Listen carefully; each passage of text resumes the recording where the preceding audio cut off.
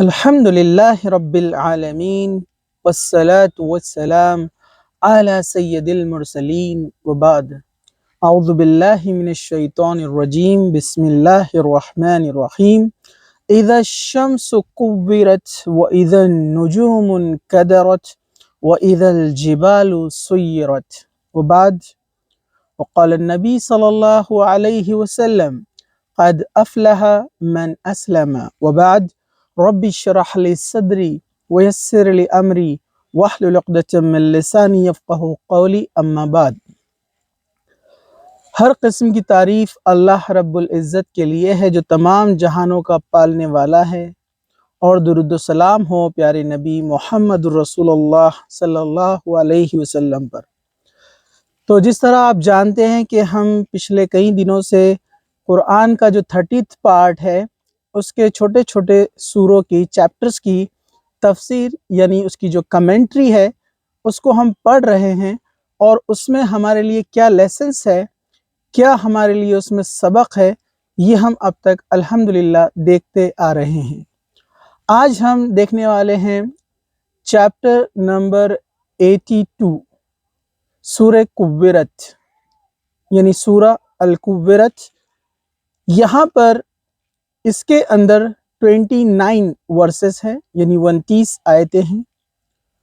سورہ کوّرت کا جو معنی ہے، اس کا جو میننگ ہے، کوّرت کہتے ہیں لپیٹ لینے کو، ریپنگ کر لینے کو۔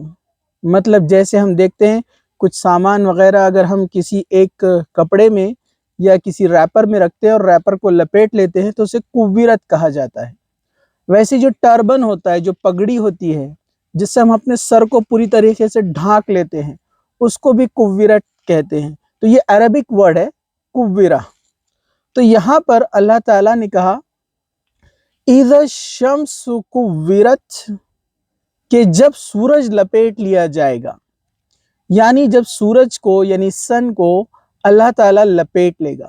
اب بہت سارے سوال آتے ہیں کہ اس کو لپیٹ کیسے لیا جائے گا؟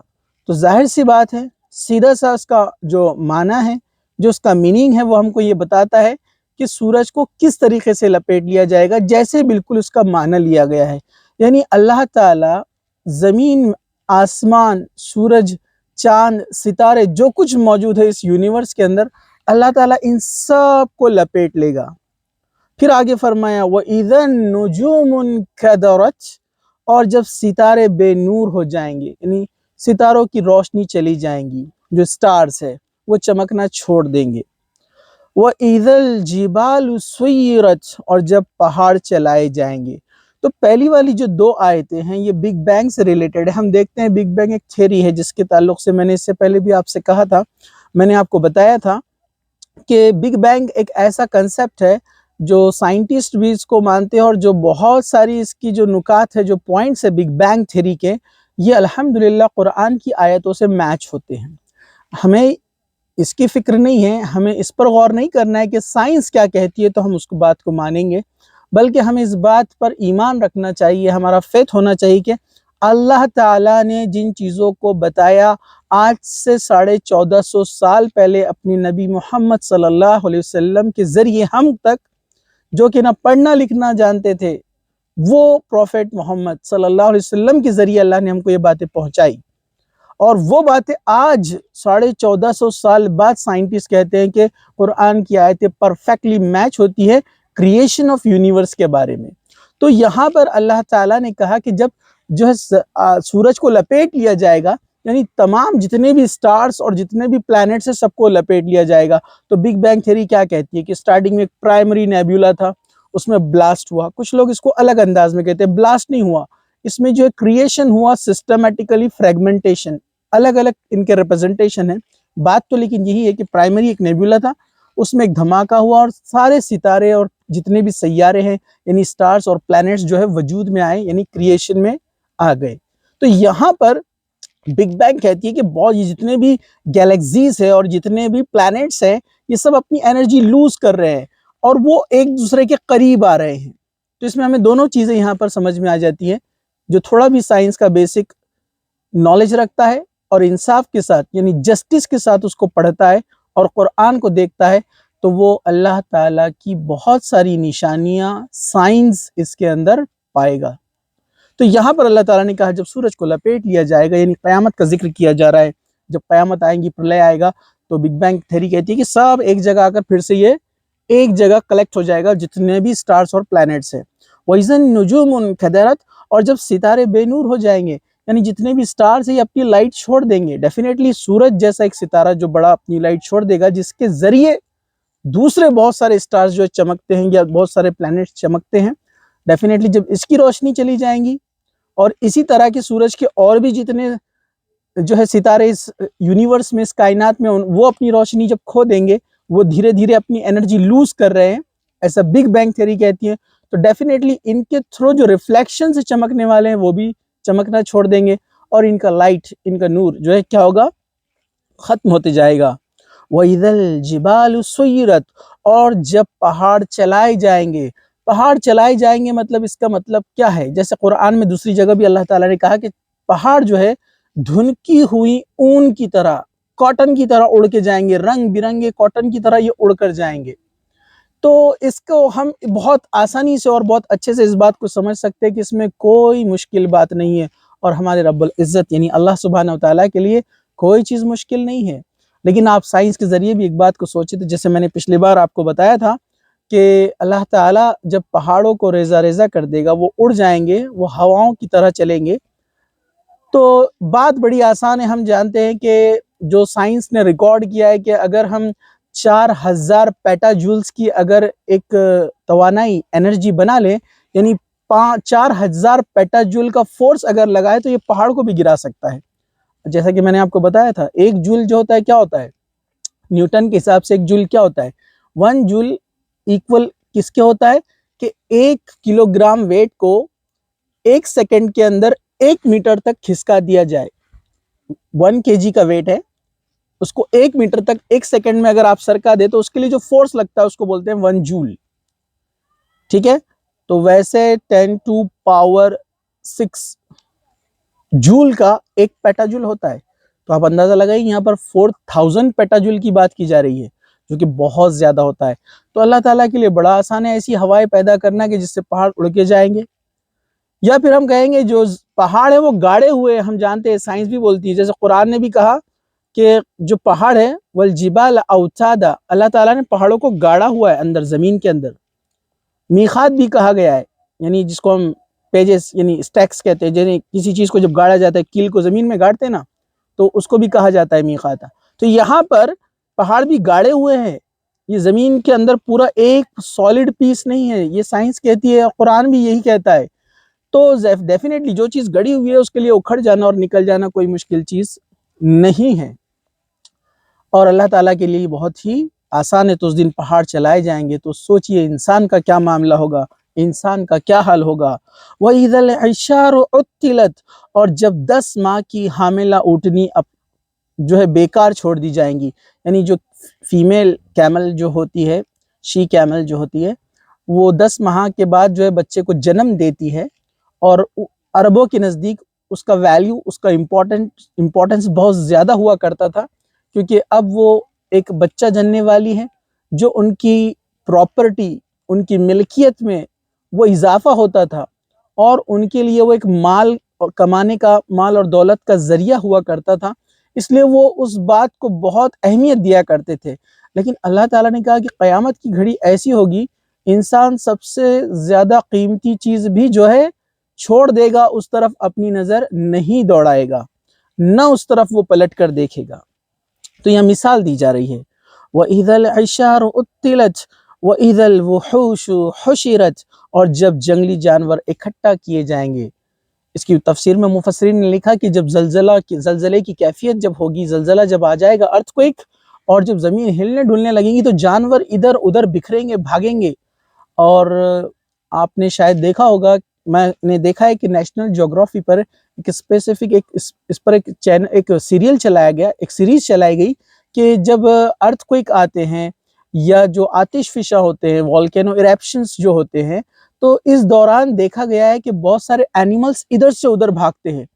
مطلب بہت سارے سائنٹسٹ نے یہ آبزرو کیا کہ کوئی نیچرل کیلیمٹی آنے والی ہوتی ہے، جیسے ارتھ کوئک ہے یا جو ہے والکینو ایرپشنس ہے یا بہت زیادہ کوئی آندھی طوفان آنے والا ہے، تو اینیملز اب نارمل بیہیو کیا کرتے ہیں، بہت سارے اینیملز ادھر ادھر بھاگتے ہیں۔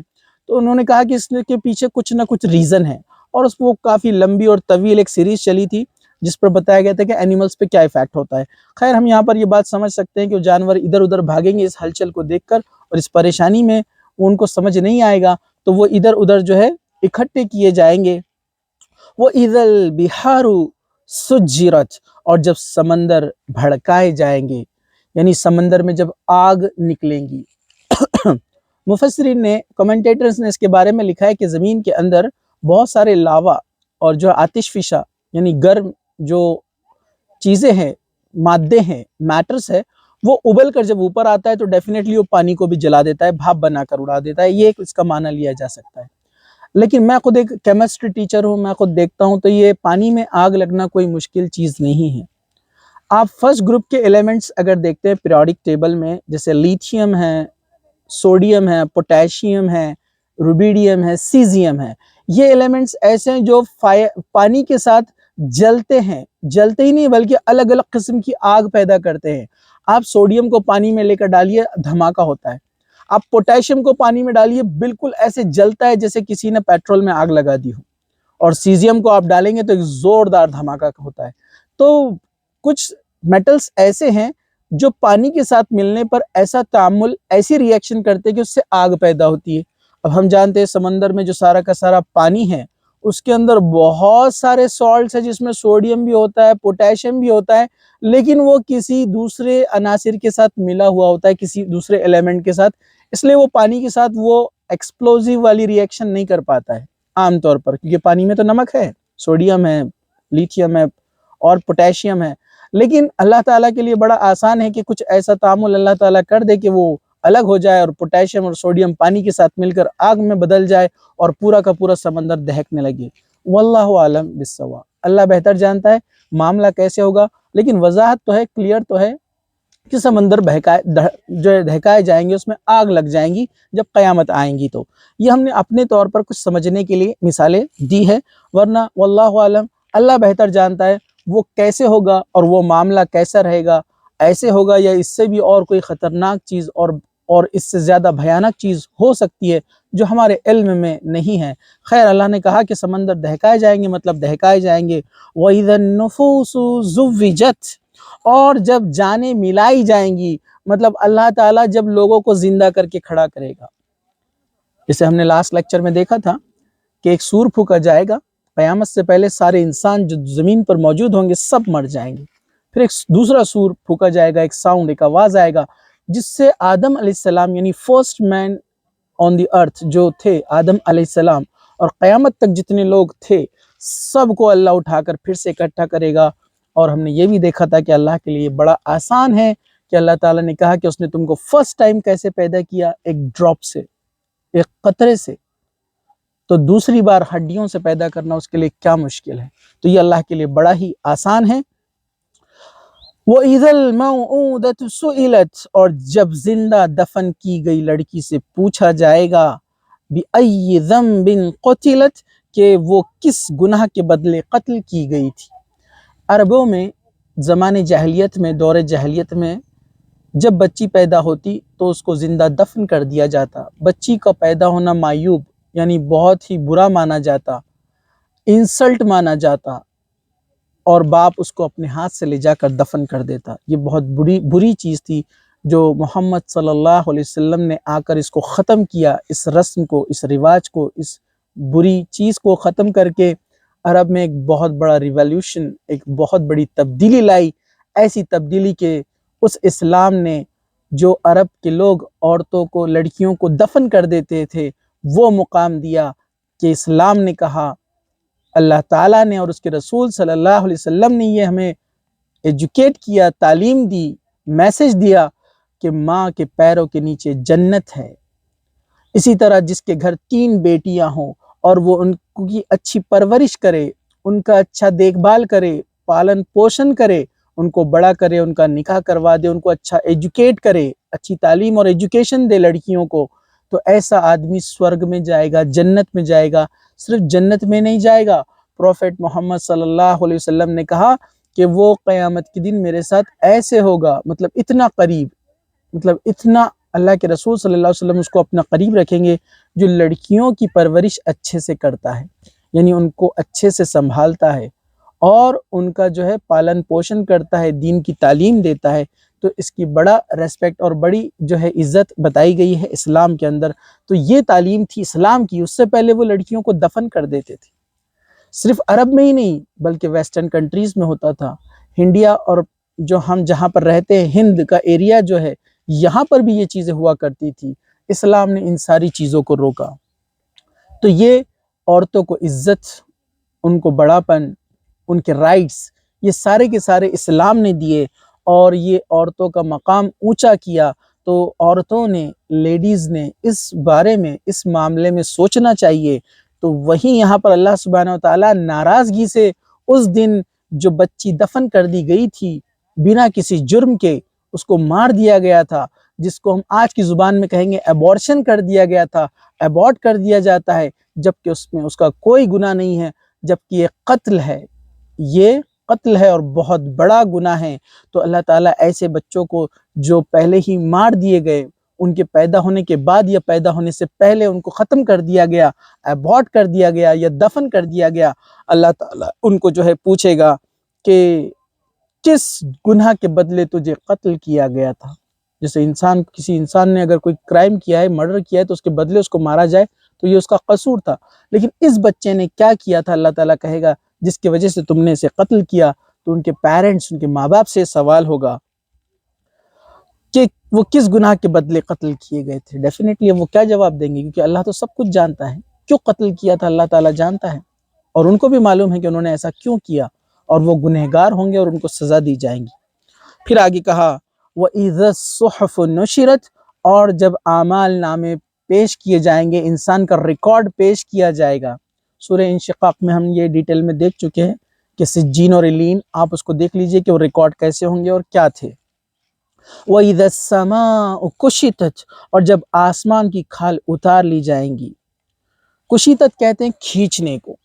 ڈیفینیٹلی جیسے ہم پہلے بات کر رہے تھے کہ لپیٹ لیا جائے گا، تو ڈیفینیٹلی جب لپٹا جائے گا تو سارے پلانٹس اور ستارے ایک جگہ ہوں گے، تو بالکل ایسے ہی جیسے کسی نے چادر کھینچ لی ہو، تو اس کی کھال اتار لی جائیں گی، مطلب پورا تتر بتر جس کو ہم کہتے ہیں، پورا فریگمنٹیشن جو پہلے پلانٹس کا تھا، یعنی جو پھیلے ہوئے تھے، پورے ایک جگہ گرتے ہوئے ایک جگہ جمع ہو جائیں گے، اور جو ہے پورا نظام اور یہ پورا سسٹم جو ہے کولیپس ہو جائے گا، ختم ہو جائے گا۔ یہ جو کچھ ابھی چل رہا ہے، جو پلانٹس اپنی آربٹس میں جو ہے گھوم رہے ہیں ایک سسٹمیٹک اور اسپیسیفک ٹائم کے اندر، یہ سب کے سب ختم کر دیے جائیں گے۔ وَإِذَا الْجَحِيمُ سُعِّرَتْ، اور جب جہنم بھڑکائی جائیں گی۔ جہنم اور جنت پہلے سے بنا دی گئی ہے، نرک اور سورگ۔ قیامت کے دن اللہ تعالیٰ ان کو اور بھڑکائے گا، اس کی آگ کو بڑھائے گا، تاکہ ان لوگوں کو پتہ چلے کہ جو انکاری تھے، اللہ کا انکار کرتے تھے، برے کرم کرتے تھے، اچھی چیزوں سے دور رہتے تھے، آج ان کو جو ہے بتایا جائے گا کہ اللہ تعالیٰ نے کیسی جہنم بنائی ہے۔ وَإِذَا الْجَنَّةُ أُزْلِفَتْ، اور جب جنت قریب لائی جائیں گی۔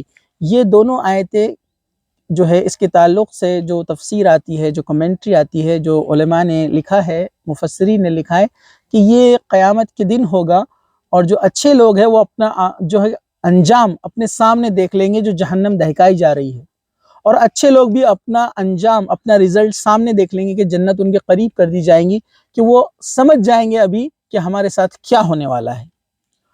عَلِمَتْ نَفْسٌ مَّا أَحْضَرَتْ، ہر جان، ہر انسان، ہر نفس جان لے گا جو وہ لے کر آیا ہے۔ مطلب ہر انسان کو اپنا رزلٹ پتا ہوگا کیا ہونے والا ہے، پھر بھی اس کو ریکارڈ دیا جائے گا تاکہ وہ انکار نہ کرے، ہر چیز کا ریکارڈ اس میں رہے گا کہ تم کو جو آج بدلہ دیا جا رہا ہے جنت یا جہنم، کیوں؟ یہ ہے اس کا ریزن، یہ ہے تمہارا ریکارڈ، کسی پہ کوئی ظلم نہیں کیا جائے گا۔ تو ہر انسان اس دن جان لے گا وہ اپنے ساتھ کیا کیا لے گا۔ جنہوں نے اچھے کام کیے وہ جان لیں گے انہوں نے کتنا اچھا کام کیا تھا، اپنے ساتھ کیا لے کر آئے۔ جنہوں نے برے کام کیے وہ اپنے ساتھ کیا لے کر آئے، وہ اس وقت جان لیں گے۔ فَلَا أُقْسِمُ بِالْخُنَّسِ، پس نہیں قسم کھاتا ہوں ان ستاروں کی جو پیچھے ہٹنے والے ہیں۔ اللہ تعالیٰ نے مطلب شیورٹی کے ساتھ جب قسم کھائی، مطلب اللہ تعالیٰ فرما رہا ہے کہ نو ڈاؤٹ 100% یہ چیز تو ہونے والی ہے۔ قسم ہے ان ستاروں کی، ان سٹارز کی جو پیچھے ہٹ جانے والے ہیں، الجوار الکنس جو چلنے والے ہیں اور چھپ جانے والے ہیں، واللیل اذا عسعس اور رات کی جب وہ جانے لگتی ہے، وَإِذَا الصُّحُبُ وَالصُّبْحِ إِذَا التَّنَفَّسَ وَالصُّبْحِ إِذَا التَّنَفَّسَ اور صبح کی جب وہ سانس لیتی ہے۔ یہ چاروں آیتوں میں بھی بہت بہترین نشانی ہے، بہت زبردست سائن ہے، غور سے سنیے۔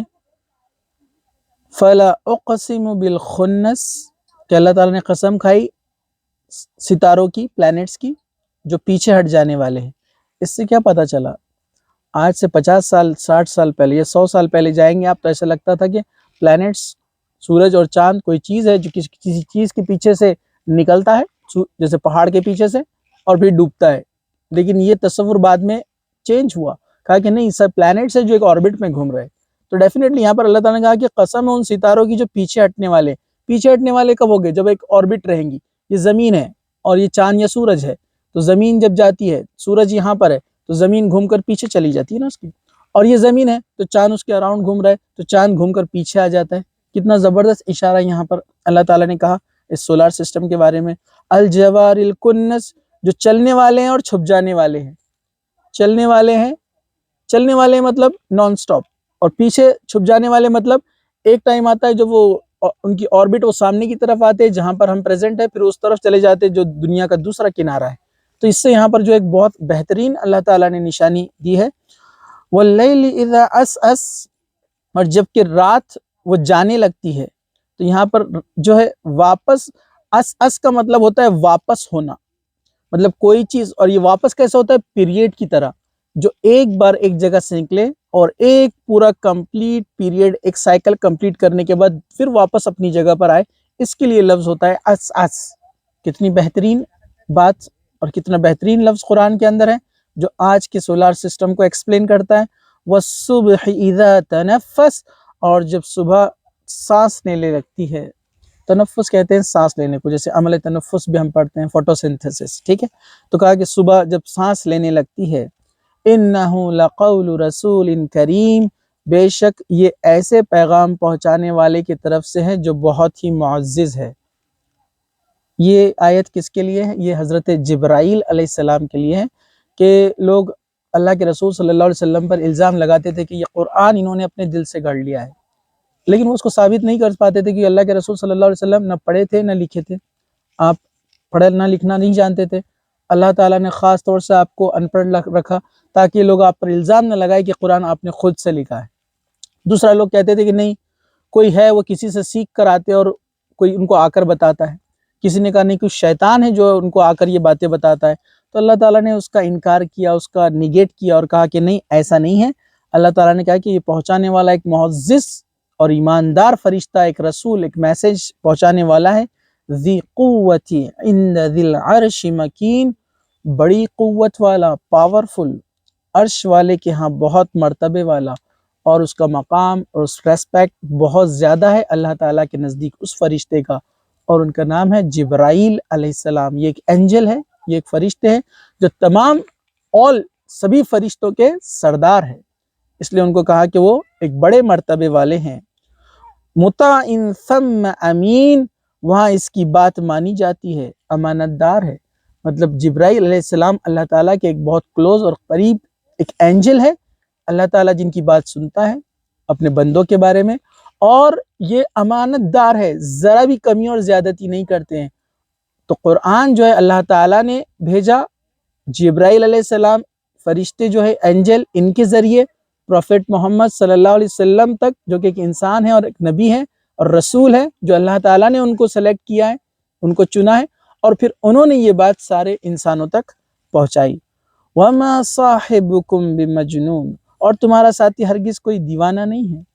یعنی محمد صلی اللہ علیہ وسلم کے تعلق سے اللہ تعالیٰ کہہ رہے ہیں کہ یہ جو ہے کوئی دیوانہ نہیں ہے، ایک شخص جو آپ کو باتیں کہتا ہے، آپ اس کو برا بھلا کہتے ہیں تب بھی یہ اپنی بات رکھتا ہے، آپ اس کے ساتھ برا سلوک کرتے پھر بھی یہ آپ کے ساتھ اچھا سلوک کرتا ہے، تو آپ اس کو دیوانہ نہ سمجھیں۔ وَلَقَدْ رَآهُ بِالْأُفُقِ الْمُبِينِ، اور نو ڈاؤٹ بے شک جبرائیل کو آسمان کے روشن کنارے پر اس نے دیکھا ہے۔ مطلب اللہ تعالیٰ خود گواہی دے رہا ہے، وٹنس دے رہا ہے کہ جو پروفٹ محمد صلی اللہ علیہ وسلم ہیں یہ جبرائیل علیہ السلام سے ملے ہیں، انہوں نے ان کو دیکھا ہے آسمانوں کے اندر، اور پرسنلی بھی یہ ان سے ملے ہیں، اور کئی بار ان کی ملاقات ہوئی، انہوں نے دیکھا ہے اور ان کے ذریعے یہ بات یہاں پہنچی ہے۔ وَمَا هُوَ عَلَى الْغَيْبِ بِضَنِينٍ، اور وہ غیب کی باتوں پر ہرگز بخل کرنے والا نہیں ہے۔ مطلب انہوں نے جو بات پہنچائی ہے، جو میسج پہنچایا ہے، اس میں کوئی کمی نہیں کی۔ بخل کہتے ہیں کنجوسی کو، کہ کوئی کچھ چیز رکھ لینا، کچھ چیز دینا، اور کچھ چیز رکھ لینا، چھپا لینا، کہا کہ یہ بخل کرنے والے بھی نہیں ہیں۔ ایز اٹ از اللہ تعالیٰ نے جو میسج دیا، جو پیغام دیا، جو آرڈر دیا، اس کو انہوں نے انسانوں تک پہنچا دیا۔ وَمَا هُوَ بِقَوْلِ الشَّيْطَانِ الرَّجِيمِ، اور ہرگز یہ کسی شیطان کا کلام بھی نہیں ہے، مطلب کسی ایول پرسنالٹی کی طرف سے بھی یہ نہیں آیا ہے، یہ اللہ کی طرف سے ہے۔ فَأَيْنَ تَذْهَبُونَ، پھر تم کہاں جا رہے ہو؟ مطلب اگر یہ سوچنے کی بات ہے، اگر یہ شیطان کی طرف سے ہوتا تو اس میں اتنی اچھی اچھی باتیں، بھلائی کی باتیں، انسانوں کے فائدے کی باتیں، ایک اللہ کی طرف بلانے والی باتیں، لوگوں کو برائی سے روکنا، شراب سے روکنا، جوئے سے روکنا، گندی چیزوں سے روکنا، زکوٰۃ، صدقہ دو، ڈونیشن دو، چیریٹی دو، یہ شیطان کی طرف سے ہوتا تو اس میں اتنی اچھی باتیں نہیں ہو سکتی تھی۔ تو اللہ تعالیٰ نے کہا کہ ساری چیزیں تم دیکھ رہے ہو، قرآن کو پڑھ رہے ہو، سوچ رہے ہو، تو کیسے ہو سکتا ہے کسی شیطان کی طرف سے ہو، کوئی ایول پرسنالٹی کی طرف سے ہو؟ پھر تم کہاں بہہ کے جاتے ہو؟ اتنا سب کچھ جاننے کے بعد اللہ تعالیٰ کہہ رہا ہے کہ پھر تمہارے عقل میں بھیجے میں بات کیوں نہیں بیٹھتی ہے؟ پھر بھی تم مس گائیڈ کیوں ہو رہے ہو؟ إِنَّهُ إِلَّا ذِكْرٌ لِّلْعَالَمِينَ، یہ اس کے علاوہ کچھ نہیں ہے کہ جہانوں کے لیے نصیحت ہے۔ یہ صرف قرآن جو ہے رائٹ گائیڈنس ہے، اس کے علاوہ یہ کچھ نہیں ہے۔ لِمَنْ شَاءَ مِنْكُمْ أَنْ يَسْتَقِيمَ، اس کے لیے جو تم سے چاہے گے سیدھا چلے۔ کیا مطلب اس کا؟